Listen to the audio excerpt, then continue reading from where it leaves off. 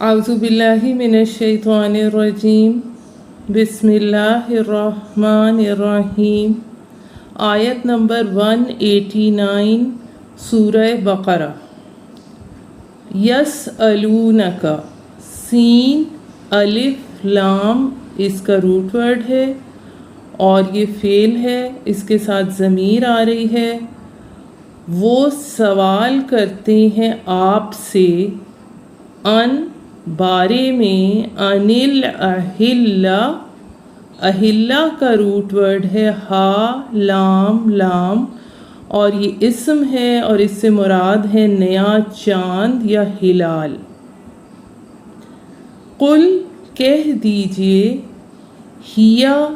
वो, मवाक़ीतु वाव क़ाफ ता इसका रूट वर्ड है, औक़ाते मुक़र्ररा हैं, लिन्नासी लोगों के लिए, वल हज और हज, व और लईसा नहीं, लईसल बिर्रु नेकी, बे ये के तू तुम आओ, अलिफ ता या इसका रूट वर्ड है और ये फेल है। तातुल बुयूता घरों में, बैत की जमा है। मिन से, ज़ुहूरिहा उनके पुश्त से, उनकी पिछली तरफ से। यहाँ मैं आपको ये बताती चलूँ कि जो जमा आम जमा से मुख्तलिफ होते हैं, जैसे हम आम तौर पे आबिद का आबिदून या आबिदीन करते हैं, उससे मुख्तलिफ होते हैं। जैसे बुयूत फ़र्क वज़न पे बैठता है, तो फिर इसका साथ इसके सिंगल का सीगा आता है, यानी ज़ुहूरी हा आता है। वला किन्ना और लेकिन, किन्नल बिर्रा नेकी ये है, मनित्तक़ा जो कोई तक़वा इख्तियार करे। वातु और आओ, वातुल बुयूता घरों में, मिन अब्वाबिहा उनके दरवाज़ों से। वत्तकू और डरते रहो, वत्तकुल्लाह अल्लाह से, लअल्लकुम ताकि तुम सब, तुफ्लिहून फलाह पाओ। फा लाम हा इसका रूट वर्ड है। वक़ातिलू क़ाफ ता लाम इसका रूट वर्ड है और लड़ो। फ़ी में, सबीलिल्लाही अल्लाह की राह में, सबीलिल्लाहिल्लज़ीना उन लोगों से, युक़ातिलूनकुम जो लड़ते हैं तुम सब से। वला और ना, तातदू ऐन दाल वाव इसका रूट वर्ड है, ज़्यादती करो। इन्ना बेशक, इन्नल्लाह अल्लाह, ला नहीं, युहिब्बु हा बा इसका रूट वर्ड है, नहीं मोहब्बत करता, नहीं पसंद करता। युहिब्बुल मुअतदीन ज़्यादती करने वालों को। ऐन दाल वाओ मुअतदीन का रूट वर्ड है। वक़्तुलूहुम और क़त्ल करो उन सब को, हैसु जहाँ, सक़िफ़्तुमूहुम पाओ उनको, यानी सक़िफ़्तुमूहुम का रूट वर्ड है साक़ाफ़ा। व और अख़रिजूहुम, ख़ाराजीम इसका रूट वर्ड है, निकाल दो उनको, मिन से, हैसु जहाँ से, अख़रजूकुम उन्होंने निकाला तुम सबको। वल फितनतु और फितना, अशद्दु شین دال، دال اس کا روٹ ورڈ ہے، زیادہ شدید ہے، زیادہ سخت ہے، من القتل، قتل سے، و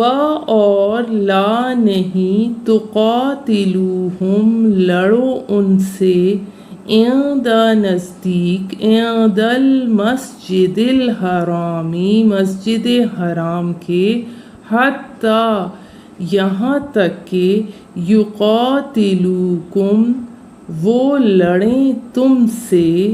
فی اس میں، فَإِن پھر اگر قاتلوکم وہ لڑیں تم سے، فَاقْتُلُوهُمْ پس مارو ان کو، کَذَلِکَ اسی طرح، جزاء سزا ہے، الکافرین کافروں کی۔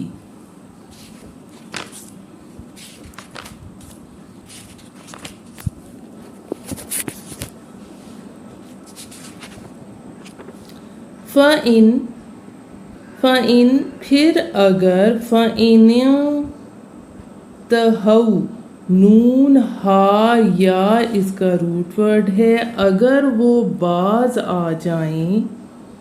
فَإِنَّ اللَّهَ پس بے شک اللہ، غفور بہت بخشنے والا، غفور الرحیم نہایت مہربان ہے۔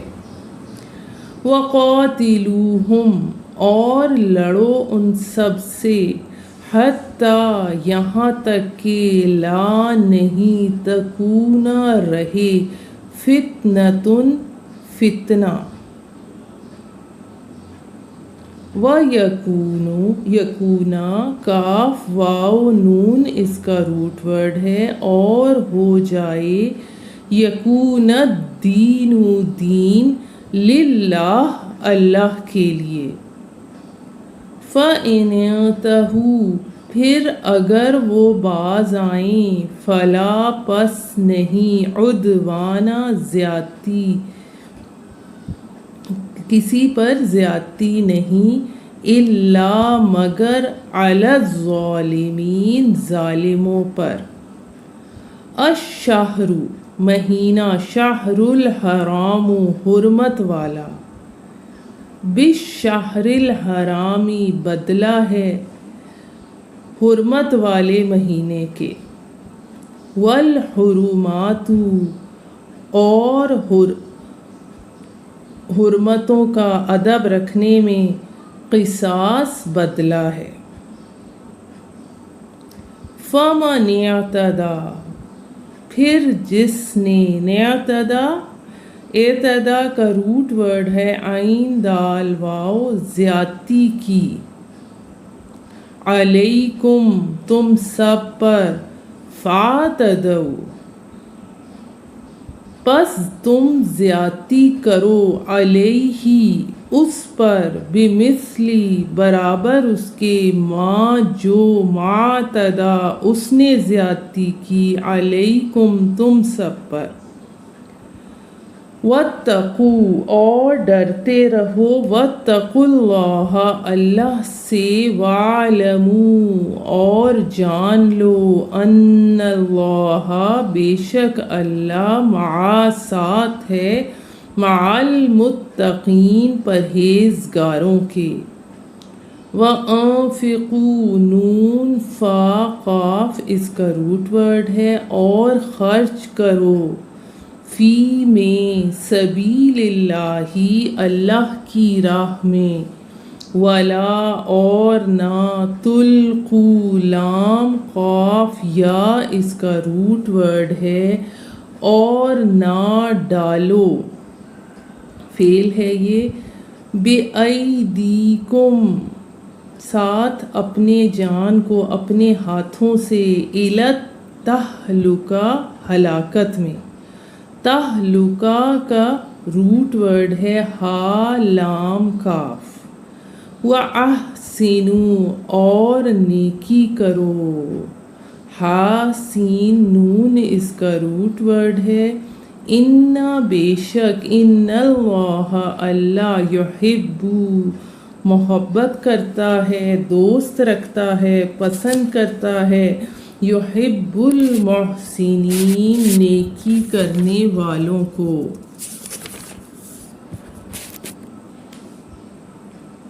وَأَتِمُّوا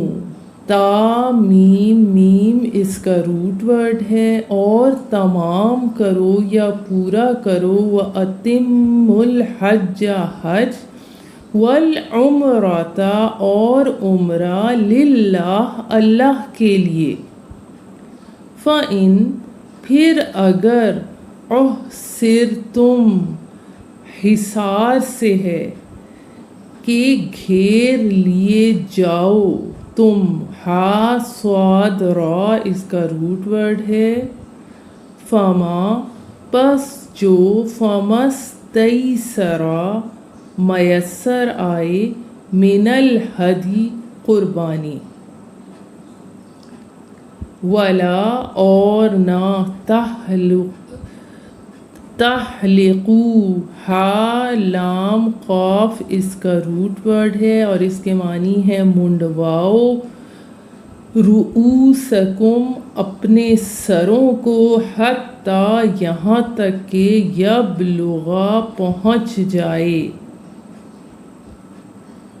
تب یبلغ الہدی قربانی، محلہ اپنی حلال گاہ کو، فما پس جو کوئی، کانا ہے، منکم تم سب میں سے، مریضاً مریض، او یا بہی اذن اس کو اذیت ہے، تکلیف ہو، من رأسہ اس کے سر سے، ففدیۃ پس فدیہ دینا ہے، من سے صیام روزہ، او یا صدقۃ صدقہ، او یا نسک قربانی، فَإِذَا پس جب، آمنتم امن میں آ جاؤ تم، فما پس جو کوئی، تمتع میم تا عین اس کا روٹ ورڈ ہے، فائدہ اٹھائے، بالعمرتی ساتھ عمرے کے، الی الحج حج کے، فمستیسر پس جو میسر آئے، من الہدی قربانی، فمن پس جو کوئی، لم نہ، یجد واو جیم دال اس کا روٹ ورڈ ہے اور یہ فعل ہے، نہ پائے، فصیام پس روزے رکھے، صیام ثلاثتی ایام 3 دنوں کے، فی الحج حج کے دنوں میں، وسبعۃ اور 7، اذا جب، رجعتم تم لوٹو، را جیم عین اس کا روٹ ورڈ ہے، تل کا یہ، عشرۃ 10 کاملہ مکمل ہوئے، ذالک یہ، لمن اس کے لیے، لم نہیں، یکن ہو، اہلہ اس کے اہل، اس کے گھر والے، حاضری حاضر یعنی نہ رہتے ہوں، حاضر المسجد الحرام مسجد حرام کے پاس، واتقوا اللہ اور ڈرتے رہو اللہ سے، وَاعْلَمُوا اور جان لو، ان اللہ بے شک اللہ، شدید سخت ہے، شدید العقاب سزا دینے والا۔ اب ہم اس کا بامحاورہ ترجمہ کرتے ہیں۔ آیت نمبر 189 سے تجھ سے پوچھتے ہیں حال نئے چاند کا، کہہ دے یہ اوقات مقررہ ہیں لوگوں کے واسطے اور حج کے واسطے، اور نیکی یہ نہیں کہ گھروں میں آؤ ان کی پشت کی طرف سے، لیکن نیکی یہ ہے کہ جو کوئی ڈرے اللہ سے، اور کہ جو کوئی ڈرے اللہ سے اور گھروں میں آؤ دروازوں سے، اور اللہ سے ڈرتے رہو تاکہ تم اپنی مراد کو پہنچو، اور لڑو اللہ کی راہ میں ان لوگوں سے جو لڑتے ہیں تم سے، اور کسی پر زیادتی مت کرو، بے شک اللہ ناپسند کرتا ہے زیادتی کرنے والوں کو، اور مار ڈالو ان کو جس جگہ پاؤ، اور نکال دو ان کو جہاں سے انہوں نے تم کو نکالا، اور فتنہ زیادہ سخت ہے قتل سے، اور نہ لڑو ان سے مسجد حرام کے پاس جب تک کہ وہ نہ لڑیں تم سے اس جگہ، پھر اگر وہ خود ہی لڑیں تم سے تو ان کو مارو، یہی ہے سزا کافروں کی۔ پھر اگر وہ باز آئیں تو بے شک اللہ بہت بخشنے والا نہایت مہربان ہے، اور لڑو ان سے یہاں تک کہ نہ باقی رہے فساد اور حکم رہے خدا تعالیٰ کا۔ پھر اگر وہ باز آئیں تو کسی پر زیادتی نہیں مگر ظالموں پر۔ حرمت والا مہینہ بدلہ ہے، یعنی مقابل ہے حرمت والے مہینے کے، اور ادب رکھنے میں بدلہ ہے۔ پھر جس نے تم پر زیادتی کی تم اس پر زیادتی کرو جیسی اس نے زیادتی کی تم پر، اور ڈرتے رہو اللہ سے، اور جان لو کہ اللہ ساتھ ہے پرہیزگاروں کے، اور خرچ کرو اللہ کی راہ میں، اور نہ ڈالو اپنی جان کو ہلاکت میں، اور نیکی کرو، بے شک اللہ دوست رکھتا ہے نیکی کرنے والوں کو۔ اور پورا کرو حج اور عمرہ اللہ کے واسطے، پھر اگر تم روک دیے جاؤ تو تم پر ہے جو کچھ کے میسر ہو قربانی سے، اور حجامت نہ کرو اپنے سروں کی جب تک نہ پہنچ چکے قربانی اپنے ٹھکانے پر۔ پھر جو کوئی تم میں سے بیمار ہو یا اس کو تکلیف ہو سر کی تو بدلے میں دے روزے یا خیرات یا قربانی۔ پھر جب تم امن میں آ جاؤ تو جو کوئی فائدہ اٹھائے عمرہ ملا کر حج کے ساتھ تو اس پر ہے جو کچھ میسر ہو قربانی سے۔ پھر جس کو قربانی نہ ملے تو روزے رکھے 3 حج کے دنوں میں، اور 7 روزے جب لوٹو، یہ 7 روزے جب لوٹو، یہ 10 روزے پورے ہوئے۔ یہ حکم اس کے لیے ہے جس کے گھر والے نہ رہتے ہوں مسجد حرام کے پاس، اور ڈرتے رہو اللہ سے، اور جان لو کہ بے شک اللہ کا عذاب سخت ہے۔ جی اب ہم اس رکوع کی تفسیر شروع کرتے ہیں۔ پہلی چیز تو یہ کہ جو اس کی پہلی آیت میں آیا اہلہ کا لفظ، یہ ہلال کی جمع ہے، اور قمری مہینے کی ابتدائی چند راتوں کے چاند کو ہلال کہا جاتا ہے۔ مواقیتو جو ہے یہ میقات کی جمع ہے، اور اس کے معنی وقت کے ہیں۔ اب یہاں پر میں آپ کو یہ بتاتی چلوں کہ اس پہلی آیت کے حوالے سے کہ یوں سمجھیے کہ اللہ تعالیٰ نے یہ جو چاند ہے یہ ایک کیلنڈر لٹکا دیا۔ ہلال کو دیکھ کر معلوم ہو گیا چاند کی پہلی تاریخ ہو گئی۔ کچھ دنوں کے بعد نصف چاند دیکھ کر پتہ چلا اب 1 ہفتہ گزر گیا، 2 ہفتے ہوئے تو پورا چاند ہو گیا۔ اب اس نے گھٹنا شروع کر دیا۔ تو یہ نظام گویا لوگوں کے لیے اوقات کار کی تعین کرتا ہے، اور اس ضمن میں خاص طور پر سب سے اہم معاملہ حج کا ہے۔ اب یہاں پر یہ نوٹ کیجئے کہ پچھلے رکوع میں جو ہم روزے کے بارے میں پڑھ چکے، تو صوم کے بعد حج کا ذکر آ رہا ہے، اور پھر حج کے ساتھ ہی آگے قتال کا ذکر آ رہا ہے۔ اب اس کے لیے وجہ یہ ہے کہ حج وہ عبادت ہے جو ایک خاص جگہ پر ہو سکتی ہے۔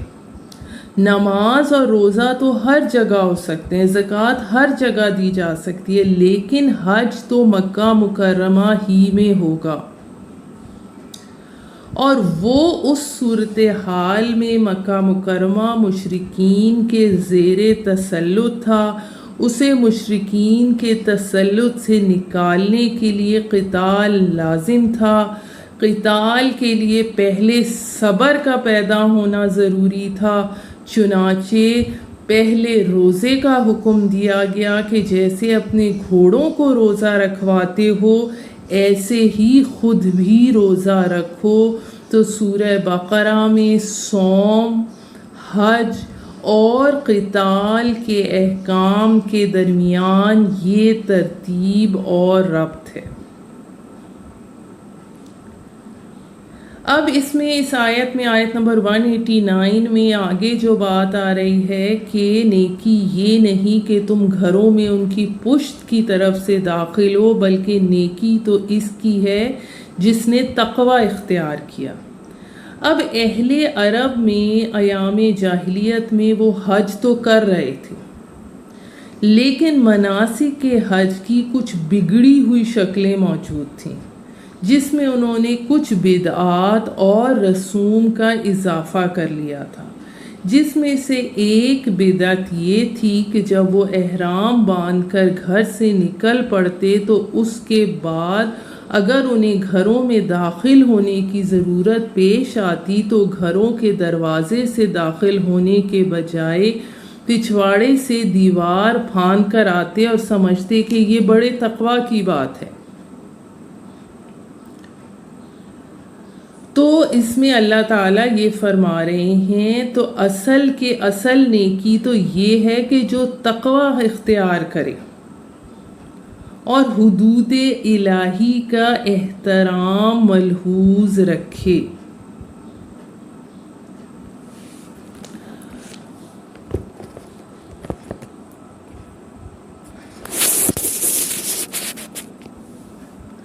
اب یہاں پر میں آپ کو اس کی تھوڑی سی اور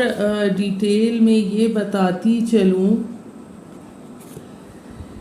کہ ذی قعدہ 6 ہجری میں جب حضور صلی اللہ علیہ وآلہ وسلم ادائے عمرہ کے ارادے سے مکہ معظمہ تشریف لے کر چلے تو اس وقت تک مکہ معظمہ مشرکین کے قبضہ اور حکومت میں تھا۔ ان لوگوں نے نبی صلی اللہ علیہ وآلہ وسلم اور آپ کے ساتھیوں کو مکہ کے اندر جانے نہ دیا اور عمرہ رہ گیا۔ آخر بڑی گفتگو کے بعد یہ معاہدہ قرار پایا کہ آئندہ سال تشریف لا کر عمرہ ادا فرما دیں۔ چنانچہ ذی قعدہ 7 ہجری میں پھر آپ اسی ارادے سے تشریف لے کر گئے، اور آپ کے ساتھی مسلمانوں کو یہ اندیشہ یہ ہوا کہ شاید مشرکین اپنا معاہدہ پورا نہ کریں۔ تو ایسی حالت میں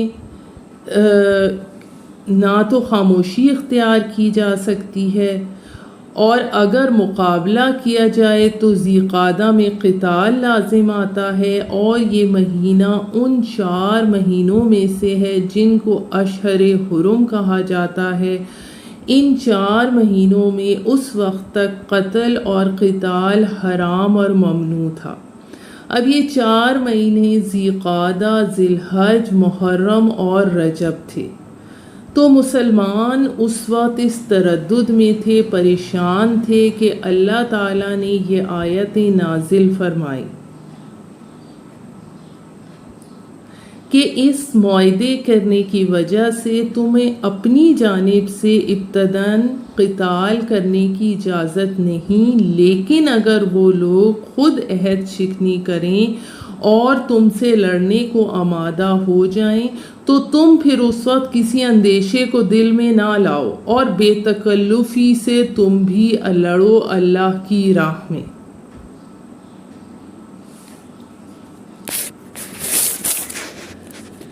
اب یہاں پر میں آپ کو ایک کچھ اور اس حوالے سے یہ بتاتی چلوں کہ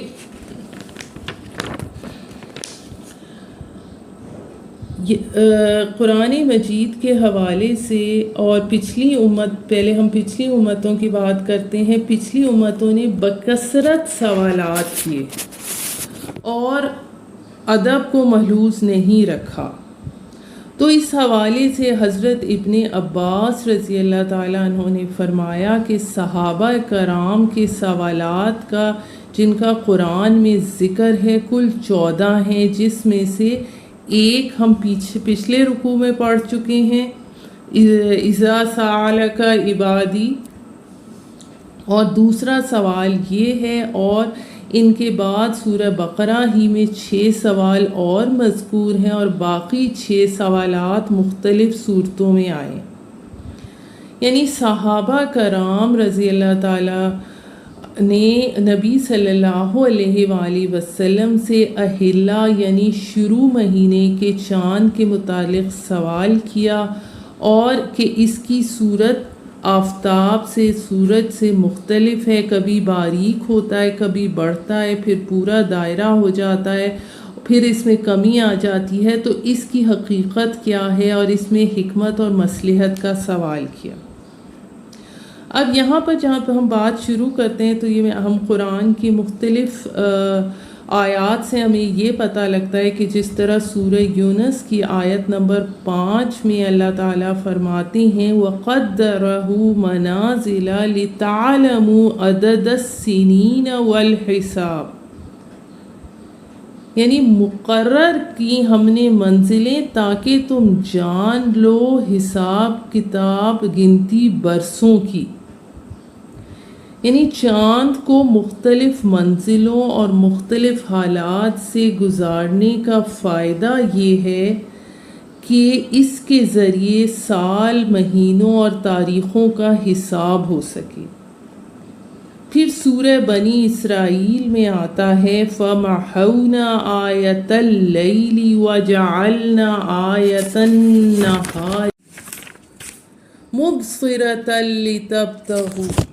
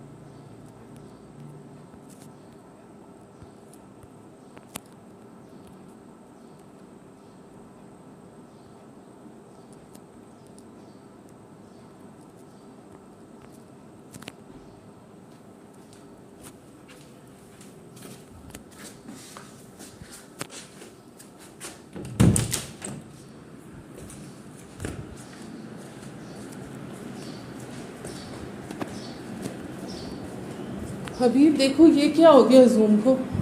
نئی میٹنگ سٹارٹ ہوئی ہے تو یہ اس طرح آ رہا ہے. اب میں نے اسے کہا کہ مجھے اپ گریڈ نہیں کرنا، اب چلاؤ اس کو سٹارٹ میٹنگ کرو، نہیں چلتا آ رہا.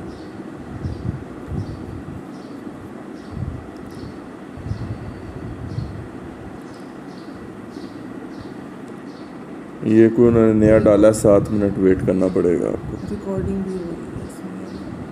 ریکارڈنگ اسٹاپ کرو.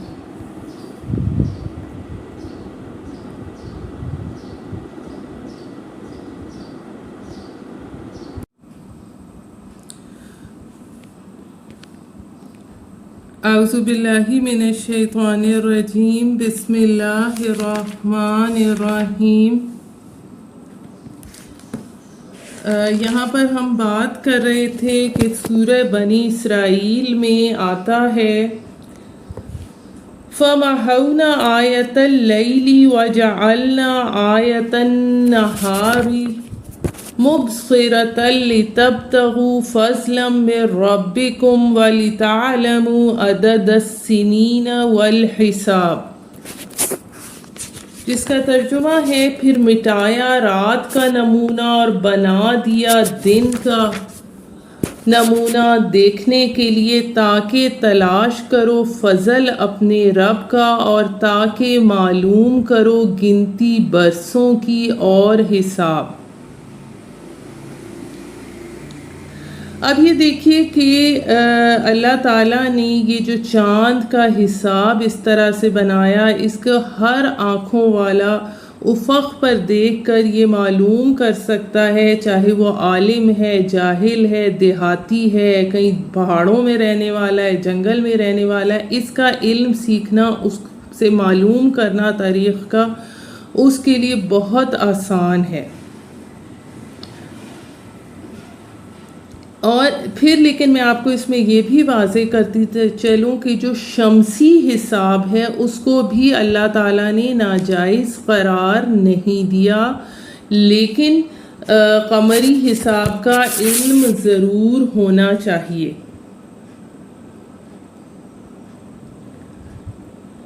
اب یہاں پر یہ بھی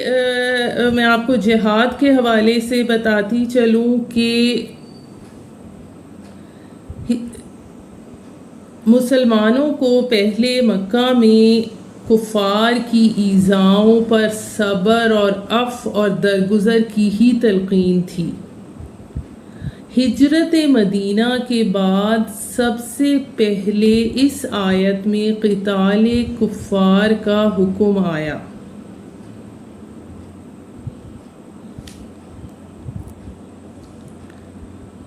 اور یہ بھی اس میں بتا دیا گیا کہ حکم آیت کا صرف ان لوگوں سے قتال کرنے کا ہے جو مسلمانوں کے مقابلے میں قتال کریں. اسی لیے فقہا نے فرمایا کہ کوئی عورت یا بوڑھا یا مذہبی آدمی وغیرہ کفار کی طرف، لیکن اگر وہ قتال میں شریک ہوتا ہے یا مسلمانوں کے مقابل جنگ میں ان کی کسی طرح مدد کرتا ہے تو پھر ان کا قتال جائز ہے، ورنہ بوڑھے کا، عورت کا قتال جو ہے وہ جائز نہیں ہے.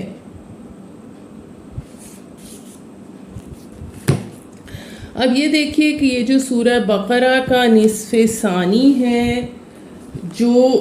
ہم پڑھ رہے ہیں، اس میں جیسا کہ پہلے ہم نے بات کی، اس میں 4 لڑیاں آ رہی ہیں: عبادات، معاملات، انفاق اور قتال کی. اور اس میں یہاں پر یہ اللہ کی راہ میں جو قتال کا حکم آ رہا ہے. اور پھر اللہ تعالیٰ اس میں یہ بھی فرما رہے ہیں کہ کفار اور مشرکین سے قتال کے ضمن میں کہیں یہ خیال نہ آئے کہ قتال اور خون ریزی بری بات ہے. یاد رکھو کہ فتنہ اس سے بھی زیادہ بری بات ہے. اب فتنہ کیا ہے؟ فتنہ یہ ہے ایسے حالات جس میں انسان خدائے واحد کی بندگی نہ کر سکے، اسے غلط کاموں پر مجبور کیا جائے، وہ حرام خوری پر مجبور ہو گیا. یہ سارے حالات فتنہ ہیں. تو واضح رہے کہ قتل اور خون ریزی اتنی بری شے نہیں جتنی بری چیز فتنہ ہے۔ یہاں پر اب دعوت محمدی صلی اللہ علیہ وآلہ وسلم کے ضمن میں اب یہ جنگ کا مرحلہ شروع ہو گیا کہ مسلمانوں جان لو، ایک دور وہ تھا کہ 12-13 برس تک تمہیں حکم تھا کہ کفو ایدیکم، اپنے ہاتھ باندھے رکھو، یعنی مارے کھاؤ لیکن ہاتھ مت اٹھانا۔ اب تمہاری دعوت اور تحریک نئے دور میں داخل ہو گئی ہے۔ اب جب تمہاری تلواریں نیام سے باہر آ گئی ہیں تو یہ تلواریں نیام میں نہ جائیں جب تک کہ فتنہ بالکل ختم نہ ہو جائے اور دین اللہ ہی کے لیے ہو جائے اور پوری زندگی میں اس کے احکام کی تنفیذ ہو رہی ہے۔ یہی چیز دوبارہ سورہ انفال میں زیادہ نکھری ہوئی شان کے ساتھ آئی ہے، جہاں آیت نمبر 39 میں اللہ تعالیٰ فرماتے ہیں وَقَاتِلُوهُمْ حَتَّى لَا تَكُونَ فِتْنَةٌ وَيَكُونَ الدِّينُ كُلُّهُ لِلَّهِ، اور جنگ کرو ان سے یہاں تک کہ فتنہ باقی نہ رہے اور دین کل کا کل اللہ کے لیے ہو جائے، یعنی دین کی بالادستی جزوی طور پر نہیں بلکہ کلی طور پر پوری انسانی زندگی پر قائم ہو جائے، انفرادی زندگی پر بھی اور اجتماعی زندگی پر بھی، اور اس میں اجتماعی زندگی کے سارے پہلو آ گئے، چاہے وہ پولیٹیکل ہوں، چاہے سوشل ہوں، چاہے اکنامک سسٹم ہو، سب کے سب اللہ تعالیٰ ہی کے احکام کے تابع ہوں۔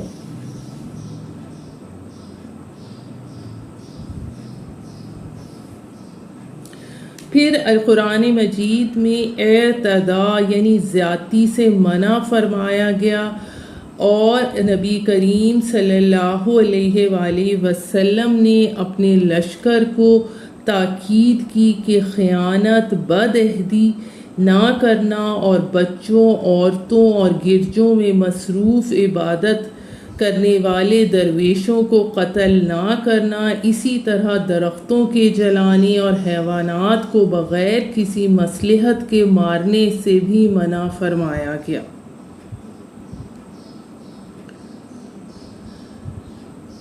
اور اللہ تعالیٰ نے فرمایا کہ جس طرح کفار نے تمہیں مکہ سے نکالا تھا اسی طرح تم بھی ان کو مکہ سے نکال دو۔ چنانچہ فتح مکہ کے بعد جو لوگ مسلمان نہیں ہوئے تھے انہیں معاہدے کی مدت ختم ہونے کے بعد وہاں سے نکل جانے کا حکم دے دیا گیا کہ فتنہ جو ہے یہ قتل سے زیادہ سخت ہے، اس لیے اس کو ختم کرنے کے لیے جہاد سے گریز نہیں کرنا چاہیے۔ یہاں کچھ چیزیں جو اسلام کے حوالے سے غلط پھیلائی جاتی ہیں اس میں یہ واضح کرنا ضروری ہے کہ اللہ تعالیٰ نے فرمایا کہ عورتوں، بچوں اور درویشوں کو قتل نہ کرو، جو تم سے لڑنے آئیں انہی سے لڑائی کرو، اور اس کے حوالے سے ہمارے پاس ایک حدیث بھی ہے جس میں حضرت عبداللہ بن عمر رضی اللہ تعالیٰ عنہ نے کہ صحیح مسلم میں انہوں نے روایت کی ہے کہ نبی کریم صلی اللہ علیہ وآلہ وسلم نے فرمایا کہ وہ بتاتے ہیں کہ رسول اللہ صلی اللہ علیہ وآلہ وسلم نے عورتوں اور بچوں کے قتل سے منع فرمایا۔ پھر ابو داؤد میں بروایت حضرت انس رضی اللہ تعالیٰ عنہ جہاد پر جانے والے صحابہ کو نبی کریم صلی اللہ علیہ وآلہ وسلم کی یہ ہدایات منقول ہیں کہ تم اللہ کے نام پر اور رسول اللہ صلی اللہ علیہ وآلہ وسلم کی ملت پر جہاد کے لیے جاؤ، کسی بوڑھے ضعیف کو اور چھوٹے بچے کو یا کسی عورت کو قتل نہ کرو۔ حضرت ابو بکر صدیق رضی اللہ تعالیٰ عنہ نے جب ملک شام لشکر بھیجا تو ان کی یہی ہدایت تھی جس میں مذکور ہے کہ عبادت گزار کو، راہبوں کو اور کافروں کی مزدوری کرنے والوں کو بھی قتل نہ کریں جب تک کہ وہ قتال میں حصہ نہ لیں۔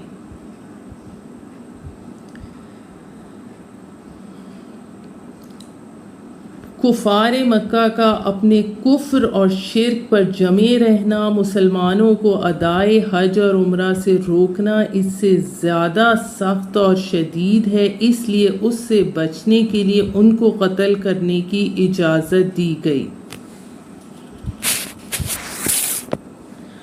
پھر یہ بھی میں آپ کو بتاتی چلوں کہ حرم مکہ میں انسان کیا کسی شکاری جانور کو بھی قتل کرنا جائز نہیں، لیکن یہاں یہ بھی معلوم ہوا ہے کہ اگر حرم میں کوئی آدمی دوسرے کو قتل کرنے لگے تو اس کو بھی مدافعت میں قتل کرنا جائز ہے، اور اس پہ جمہور فقہا کا اتفاق ہے۔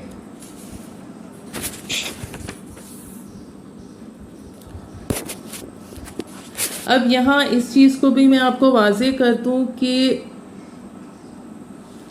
اور جگہوں پر تو کفار کے لیے اسلامی قانون یہ ہے کہ اگر وہ اپنے مذہب پر رہتے ہوئے بھی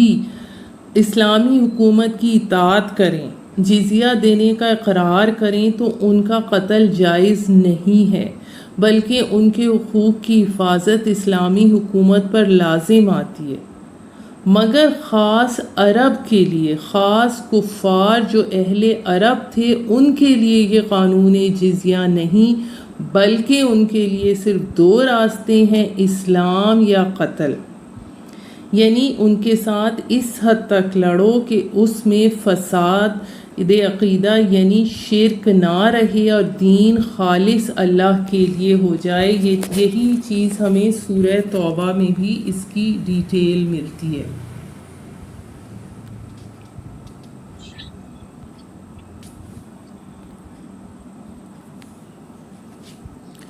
پھر اس میں آگے اللہ تعالیٰ یہ فرما رہے ہیں، اس سے آگے کی آیت نمبر 194 میں اللہ تعالیٰ یہ فرماتے ہیں کہ اگر انہوں نے اشہر حرم کی بے حرمتی کی تو اس کے بدلے میں یہ نہیں ہوگا کہ ہم تو ہاتھ پر ہاتھ باندھ کر کھڑے رہیں کہ یہ تو اشہر حرم ہیں۔ حدود حرم اور اشہر حرم کی حرمت اہل عرب کے ہاں مسلم تھی، ان کے ہاں یہ طے تھا کہ ان 4 مہینوں میں کوئی خون ریزی، کوئی جنگ نہیں ہوگی، یہاں تک کہ کوئی اپنے باپ کے قاتل کو بھی پالے تو اس میں قتل نہیں کرے گا، تو وہ بھی قتل نہیں کرے گا۔ یہاں وضاحت کی جا رہی ہے کہ اشہر حرم اور حدود حرم میں جنگ کرنا بہت بڑا گناہ ہے، لیکن اگر کفار اس کی حرمت کا لحاظ نہ رکھیں اور وہ اقدام کریں تو اب یہ نہیں ہوگا کہ اپنے ہاتھ پاؤں باندھ کر اپنے آپ کو پیش کر دیا جائے، بلکہ جوابی کارروائی ہوگی۔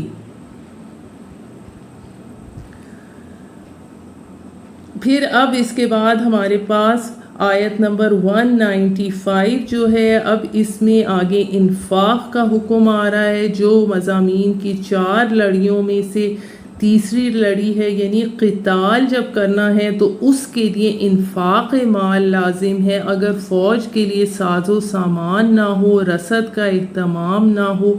ہتھیار نہ ہو، سواریاں نہ ہوں تو جنگ کیسے ہوگی؟ اب اس میں اللہ تعالیٰ فرما رہے ہیں، اور خرچ کرو اللہ کی راہ میں اور مت ڈالو اپنے آپ کو اپنے ہاتھوں ہلاکت میں۔ یعنی جس وقت اللہ کے دین کو روپے پیسے کی ضرورت ہو، اس وقت جو لوگ اللہ کی راہ میں جان اور مال کی قربانی سے جی چراتے ہیں، وہ اپنے آپ کو اپنے ہاتھوں ہلاکت میں ڈالتے ہیں، جیسا کہ نبی کریم صلی اللہ علیہ وآلہ وسلم نے غزوہ تبوک کے موقع پر عام اپیل کی تھی، اور کہ جن لوگوں نے اس وقت اپنے مال کو سمیٹ کے رکھا تو انہوں نے اپنے آپ کو ہلاکت میں ڈالا۔ اب یہاں میں آپ کو بتاتی چلوں کہ فقہا نے اس میں یہ بھی حکم نکالا ہے کہ مسلمانوں پر زکوٰۃ فرض کے علاوہ دوسرے حقوق فرض ہیں، مگر نہ وہ دائمی ہیں اور نہ ان کے لیے کوئی نصاب مقرر ہے۔ وہ جہاں اور جتنی ضرورت ہو اس کا انتظام کرنا سب مسلمانوں پر فرض ہے، اور اگر ضرورت نہ ہو تو کچھ فرض نہیں، اور جہاد کا خرچ بھی اس میں شامل ہے۔ اب اس میں اس حوالے سے یہ واقعہ بھی آتا ہے کہ حضرت ابو ایوب انصاری نے فرمایا کہ یہ آیت ہمارے بارے میں نازل ہوئی اور ہم اس کی تفسیر بخوبی جانتے ہیں۔ بات یہ ہے کہ جب اللہ تعالیٰ نے اسلام کو غلبہ اور قوت عطا فرما دی تو ہم میں یہ گفتگو ہوئی کہ اب جہاد کی کیا ضرورت ہے، ہم اپنے وطن میں ٹھہر کر مال اور جائیداد کی خبر گیری کریں۔ اس پر یہ آیت نازل ہوئی جس نے یہ بتا دیا کہ ہلاکت سے مراد اس جگہ ترک جہاد ہے، یعنی ترک جہاد مسلمانوں کی ہلاکت اور بربادی کا سبب ہے۔ اس لیے حضرت ابو ایوب انصاری نے عمر بھر جہاد میں صرف کر دی۔ اب اسی وَلَا تُلْقُوا بِأَيْدِيكُمْ إِلَى التَّهْلُكَةِ کے حوالے سے اور جو رائے آتی ہیں وہ میں آپ کو بتاتی چلوں۔ حضرت برا بن عازب نے فرمایا کہ گناہوں کی وجہ سے اللہ کی رحمت اور مغفرت سے مایوس ہو جانا اپنے ہاتھوں اپنے آپ کو ہلاکت میں ڈالنا ہے، اس لیے مغفرت سے مایوس ہونا حرام ہے۔ پھر اس میں ایک تیسری رائے یہ آتی ہے کہ اللہ کی راہ میں مال خرچ کرنے میں حد سے تجاوز کرنا بیوی بچوں کے حقوق ضائع ہو جائیں، یہ بھی اپنے آپ کو ہلاکت میں ڈالنا ہے، ایسا اسراف بھی جائز نہیں۔ اور اس میں ایک چوتھی رائے یہ آتی ہے کہ ایسی صورت میں قتال کے لیے اقدام کرنا اپنے آپ کو ہلاکت میں ڈالنا ہے جب یہ اندازہ ظاہر ہے کہ دشمن کا کچھ نہیں بگاڑ سکیں گے، خود ہلاک ہو جائیں گے۔ ایسی صورت میں اقدام قتال اس آیت کی بنا پر ناجائز ہے۔ اب اس میں آگے جو آیا ہوا احسنوا اور احسان کی روش اختیار کرو، تو اس کے حوالے سے اس سے مراد یہ ہے کہ اپنے دین کے اندر خوبصورتی پیدا کرو، دین میں بہتر سے بہتر مقام حاصل کرنے کی کوشش کرو۔ ہمارا معاملہ یہ ہے کہ دنیا میں تو آگے سے آگے اور دین میں پیچھے سے پیچھے رہنے کی کوشش کرتے ہیں، دین میں یہ دیکھیں گے کہ کم سے کم پر گزارا ہو جائے، جبکہ دنیا کے معاملے میں آگے سے آگے نکلنے کی کوشش ہوگی۔ تو یہ جستجو تو دنیا میں ہے، اس سے کہیں بڑھ کر دین میں ہونی چاہیے۔ جیسے قرآن میں آتا ہے فَاسْتَبِقُوا الْخَيْرَاتِ، پس تم نیکیوں میں ایک دوسرے سے بازی لے جانے کی کوشش کرو۔ پھر آگے آتا ہے ان اللہ یحب المحسنین، یعنی اللہ تعالیٰ محسنین کو، ان لوگوں کو جو درجہ احسان پر فائز ہوں، پسند کرتا ہے۔ تو اس کے حوالے سے حدیث جبرائیل میں حضرت جبرائیل علیہ السلام نے نبی کریم صلی اللہ علیہ وآلہ وسلم سے 3 سوال کیے تھے کہ مجھے اسلام کے بارے میں بتائیے، اسلام کیا ہے، مجھے ایمان کے بارے میں بتائیے، ایمان کیا ہے، اور مجھے احسان کے بارے میں بتائیے کہ احسان کیا ہے۔ تو احسان کے بارے میں نبی کریم صلی اللہ علیہ وآلہ وسلم نے ارشاد فرمایا، احسان یہ ہے کہ تم اللہ تعالیٰ کی عبادت ایسے کرو گویا کہ وہ تمہیں دیکھ رہا ہے۔ پھر اگر تو اسے نہ دیکھ سکے، یعنی یہ کیفیت نہ حاصل ہو سکے، تو کم از کم یہ خیال رہے کہ وہ تجھے دیکھ رہا ہے۔ دین کے سارے کام، عبادات، انفاق، جہاد، قتال ایسی کیفیت میں اور ایسے اخلاص کے ساتھ ہوں گویا کہ تم اپنی آنکھوں سے اللہ تعالیٰ کو دیکھ رہے ہو، اور اگر یہ مقام اور کیفیت حاصل نہ ہو تو کم سے کم یہ کیفیت ہو جائے کہ اللہ تمہیں دیکھ رہا ہے۔ پھر اس کے بعد ہمارے پاس آگے آتا ہے جو اس کی آخری آیت ہے، اس رکوع کی آیت نمبر 196 کے حوالے سے، کہ عمرہ کے لیے احرام تو مدینہ سے 7 میل باہر نکل کر باندھ لیا جائے گا، لیکن حج مکمل تب ہوگا جب طواف بھی ہوگا اور وقوف عرفہ بھی ہوگا اور سارے مناسک ادا کیے جائیں گے۔ لہٰذا جو شخص بھی حج یا عمرہ کی نیت کرے تو اسے تمام مناسک کو مکمل کرنا چاہیے اور کوئی کمی نہ رہے۔ پھر اگر روک دیا جائے، جیسا 6 ہجری میں ہوا کہ مسلمانوں کو صلح حدیبیہ کرنا پڑی اور عمرہ کیے بغیر واپس جانا پڑا، تو یہ جو قربانی دینی ہوتی ہے یہ دم احصار کہلاتا ہے، یعنی کہ ہمیں یہاں احرام کھولنا پڑ رہا ہے تو ہم اللہ کے نام پر جانور دے رہے ہیں، یہ ایک طرح کا کفارہ ہے۔ پھر اپنے سر اس وقت تک نہ مونڈو جب تک کہ قربانی اپنی جگہ پہنچ جائے، یعنی جہاں جا کر قربانی کا جانور ذبح ہونا ہے وہاں نہ پہنچ جائے۔ اور اگر اس ہدی کے جانور کے کعبہ پہنچنے سے پہلے تمہیں اپنے بال کاٹنے پڑے تو فدیہ ادا کرنا ہوگا، یعنی ایک جو کمی رہ گئی اس کی تلافی کے لیے کفارہ ادا کرنا ہوگا۔ اور کفارے کی 3 صورتیں ہیں، روزے یا صدقہ یا قربانی،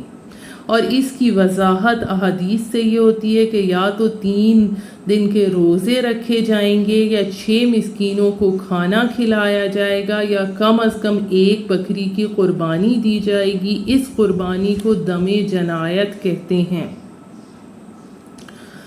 اب آگے اس میں جو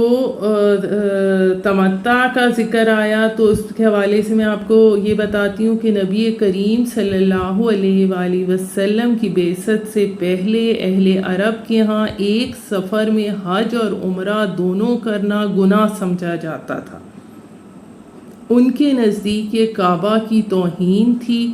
ان کے ہاں حج کے لیے 3 مہینے شوال، ذی قعدہ اور ذی الحج مقرر تھے، جبکہ رجب کا مہینہ عمرے کے لیے مخصوص تھا۔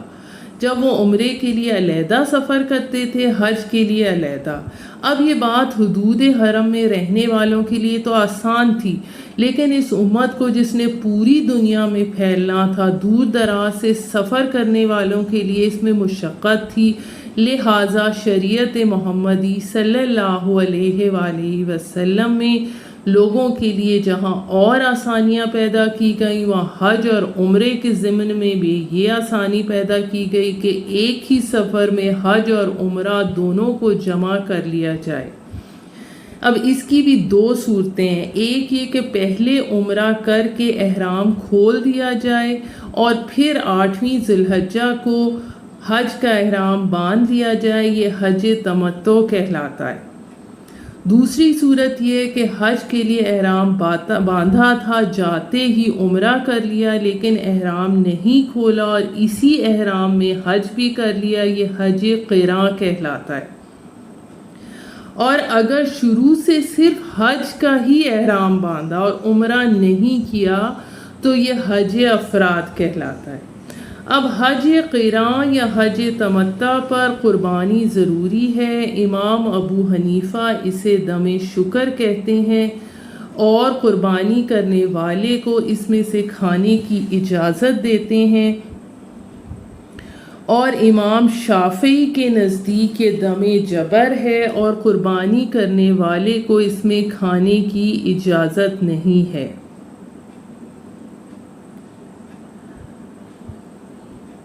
اب اس میں آگے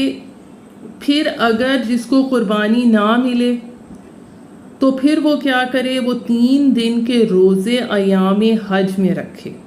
یعنی عین ایام حج میں 7ویں 8ویں اور 9ویں ذوالحجہ کو روزہ رکھے۔ 10ویں کا روزہ نہیں ہو سکتا کیونکہ یہ عید کا دن یوم النحر ہے، اور باقی اپنے گھروں میں جا کے 7 روزے باقی کے مکمل کرے۔ تو اس میں اس حوالے سے یہ ساری تفصیل اللہ تعالیٰ نے ہمارے لیے واضح کر دیے۔ اور پھر یہ کہ جس کے گھر والے قریب رہتے ہوں حرم کے، تو اس کے لیے یعنی کعبہ کے قریب گرد و نواح میں رہتے ہوں تو پھر اس کے لیے حج اور عمرہ کو ملانا درست نہیں ہے۔ تو اور ساتھ ہی اللہ تعالیٰ نے اس میں آخر میں فرما دیا کہ خوب جان لو کہ اللہ تعالیٰ سزا دینے میں بہت سخت ہے۔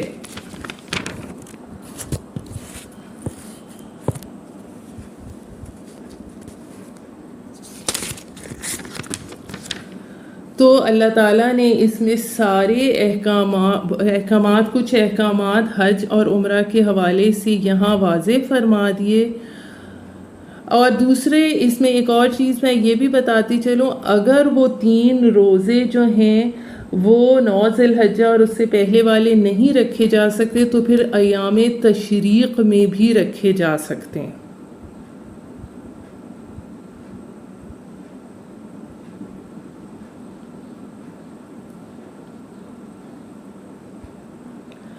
اور اس میں یہ بھی میں واضح کرتی چلوں، تمتع اور اس کی وجہ سے ہدی یا روزے صرف ان لوگوں کے لیے ہیں جو مسجد حرام کے رہنے والے نہ ہوں۔ مراد اس سے حدود حرم میں یا اتنی مسافت پہ رہنے والے ہیں کہ ان کے سفر پر قصر کا اطلاق نہ ہو سکتا ہو۔